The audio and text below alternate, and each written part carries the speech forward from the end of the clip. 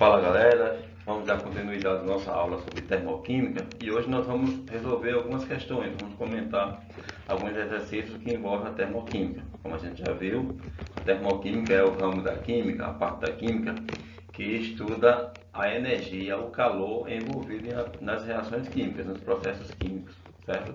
Então vamos passar algumas questões.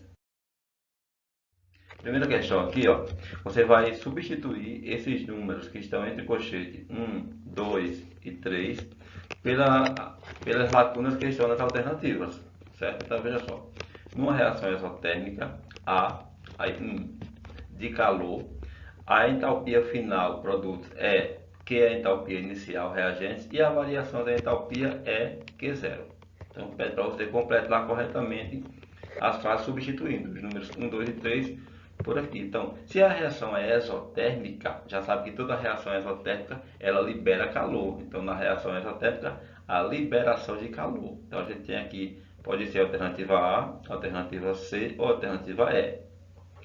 A entalpia final que é a entalpia inicial. Então, se ela está liberando calor, a entalpia final ela é menor que a entalpia inicial, porque está liberando calor. A entalpia é negativa. Então, liberação de calor menor, certo?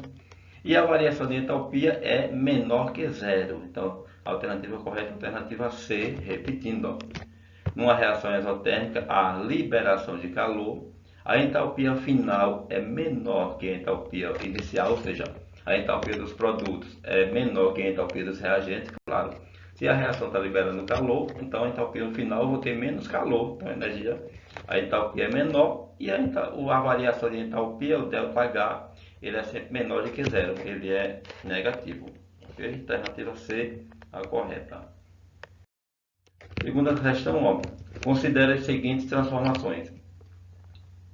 Dióxido de carbono sólido, que é o gelo seco, passando a dióxido de carbono gasoso. Ferro fundido, ferro derretido, passando a ferro sólido. Água líquida, passando a vapor de água. Então nós temos três situações e ele pede aí para você indicar. Veja só, dióxido de carbono sólido, o gelo seco, passando a dióxido de carbono gasoso. Então, do sólido para o gasoso é semelhante do líquido para o gasoso. Você sabe que do líquido para o gasoso, por exemplo, a água para ferver, ela tem que absorver calor do fogão, da chama do fogão. Então é um processo que absorve calor. Logo, dióxido de carbono sólido para dióxido de carbono gasoso é um processo que absorve calor. Então, se absorve calor é endotérmica. Ferro fundido para ferro sólido, do líquido para o sólido. Você pode imaginar produzir gelo. A água líquida você coloca no congelador, na freezer, e vai produzir gelo. Se você vai colocar na freezer, porque está uma temperatura mais baixa, então a substância vai perder calor. Então, ferro fundido para ferro sólido é um processo que libera calor. Então, 1 é endotérmica, 2 é exotérmica. Água líquida para vapor de água, já falamos, né? Do líquido para o gasoso absorve calor, então se absorve é endotérmica. Repetindo, 1 é exotérmica, 2 e 3 endotérmica. Então a alternativa correta aqui, ó, alternativa A, 1 é exotérmica, certo? Terceira questão. No processo exotérmico, ou seja, aquele que libera calor, o calor é cedido ou liberado ao meio ambiente. Enquanto no processo endotérmico, absorve calor, o calor é absorvido do ambiente. Quando um atleta sofre uma contusão, é necessário resfriar imediatamente o local com emprego de éter. Quando o gelo é exposto à temperatura ambiente, liquefaz, ou seja, passa do gasoso para o líquido. A evaporação do éter e a fusão do gelo são, respectivamente, evaporação, processo que vai do líquido para o gasoso. Do líquido para o gasoso absorve calor, então logo endotérmico. E o processo de fusão é do gelo para do sólido para o líquido, também absorve calor. Então os dois são exotérmicos, certo? A evaporação do éter passa do líquido para o gasoso, absorve calor, e a fusão do gelo, que é o derretimento, também absorve calor. Então ambos são endotérmicos. Alternativa correta, letra A, endotérmico e endotérmico. Ambos absorvem calor. Questão 4.